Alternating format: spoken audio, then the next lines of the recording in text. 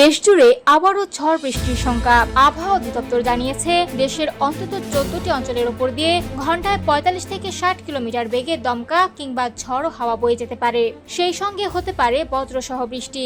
রোববার দেশের অভ্যন্তরীণ নদী বন্দরগুলোর জন্য দেওয়া বিশেষ পূর্বাভাসে এই তথ্য জানানো হয়। ঝুঁকিতে থাকা অঞ্চলগুলোর মধ্যে রয়েছে রংপুর, দিনাজপুর, রাজশাহী, পাবনা, বগুড়া, টাঙ্গাইল, ময়মনসিংহ, ঢাকা, কুষ্টিয়া, ফরিদপুর, মাদারীপুর, কুমিল্লা, নোয়াখালী ও সিলেট। আবহাওয়া অফিস বলছে, পশ্চিম কিংবা উত্তর পশ্চিম দিক থেকে হঠাৎ করে তীব্র বেগে ঝড়ো হাওয়া আঘাত আনতে পারে এসব অঞ্চলে। তাই সংশ্লিষ্ট এলাকার অভ্যন্তরীণ নৌবন্দরগুলোকে 1 নম্বর সতর্ক সংকেত দেখাতে বলা হয়েছে।